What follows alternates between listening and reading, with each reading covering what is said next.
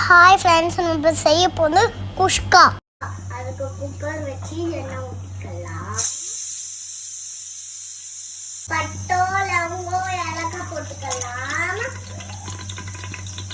2 வெங்காயம் கட் பண்ணி போட்டுக்கலாம். மிளகாய் போட்டுக்கலாம். பூண்டு பேஸ்ட் 2 ஸ்பூன் போட்டுக்கலாம். இது வதக்கிக்கலாம். சில்லி 1 ஸ்பூன் போட்டுக்கலாம்.